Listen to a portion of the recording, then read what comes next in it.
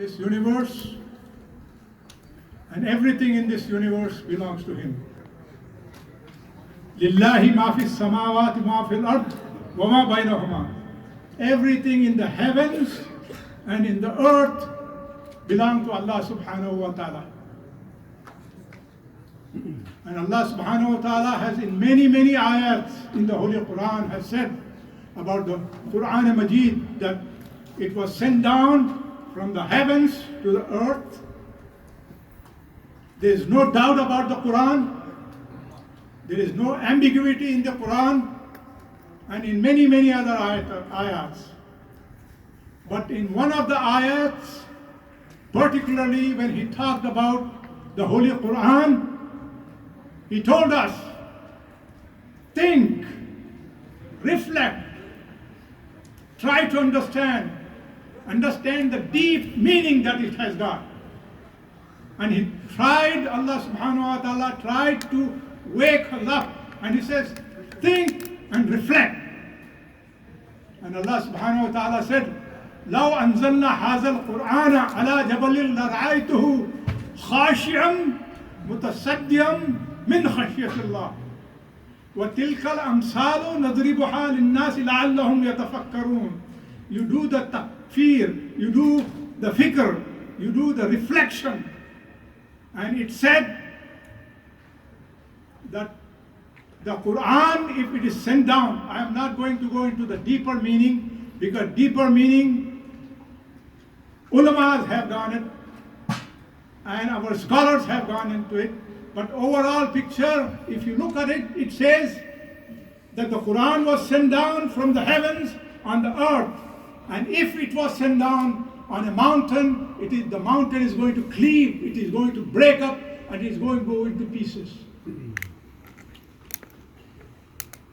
We have knowledge in this world. Ulamas have given the tafsir of this ayah in many different ways. But the new dimension of trying to understand the meaning is through the science. And if you look at science, the two characteristics of Quran Majid comes up. It is that Quran Majid has nuclear power. That means it has so much power that is going to come down from the heavens when Allah subhanahu wa ta'ala commands it to come down, and when Allah tells him, and with the fear of Allah, it is going to break everything on the mountain, it is going to split it. Now looking at this new dimension of the science, I would like to say one thing. Ulamas have said everything, but this new dimension is this. In the last 3,000 years, we had this much knowledge available to us. In the last 3,000 years, this much knowledge is available to us. And in the last 200 years, we had the same amount of knowledge available to us, because there was an explosion of knowledge. To understand from this new dimension of science, let me give you one example. In the 19th century, about 140 years ago, scientists gathered in the city of Paris and said, we have looked at everything. We have looked at the creations of whatever the creation. They did not mention the name of Allah, but say the creations of God, the sun, moon, stars, planets, everything, Milky Ways, everything. We have talked about it, and we have looked at them, and then we have gone down to the little atom, and we have looked at the small atom. Now, after looking at the atom, this is the smallest part of anything in this universe. Now there is nothing more to be looked at. We have seen everything. There is nothing left to be discovered in science. Then they all went home. 10 or 15 years later, splitting of the atom was taking place. That means an atom itself has nucleus in that one is electronics, electrons and everything is rotating around. Splitting of atom, they said, oh, this is nuclear explosion.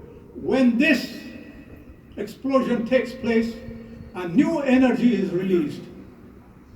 When Allah subhanahu wa ta'ala told us to think, and He said the Quran Majid is going to come down on a mountain and it's going to destroy the mountain, He was saying about the nuclear energy which the Quran Majid was possessing at that time. And this new science dimension makes us believe that Quran Majid has nuclear power, and at the same time it has got the power to tell people how to live their life in this world. The Quran Majid tells us that there is good and bad, acceptable, not acceptable, haram and halal. And if you look at the science and at the Quran Majid, two things come up. One is the scientists have looked at the universe from the highest thing in the universe to the smallest atom. So we can say conveniently that science teaches us how heavens go. They said we have looked at the heavens and we have looked at the earth. So the science says we have shown you how and teaches you how to look at the heavens.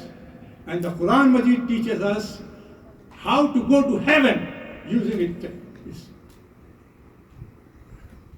And this is the thing which we have. And then, I remember about 50 or 60 or 70 years back when our ulama used to say that Allah subhanahu wa ta'ala sent down the Quran Majid on the hearts of the people. When I was a little kid, the ulamas used to say that. And I used to wonder how it can be like that. If you think that the Quran Majid is going to come down on a mountain, it is going to split the mountain, and if it's going to come down at the same speed and hit our head, our hearts, then it is each and every human being is going to explode. Let me give you out of hundreds of examples, one example. Last year, in November 2018, a spaceship was sent to Mars. It went at a speed of 21,300 miles an hour. And when it came to land, it landed at 5 miles an hour.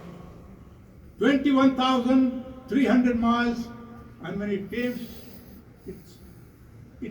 came down at 5 miles an hour. In the scientific language, you say it is soft landing. It soft landed on the Mars surface.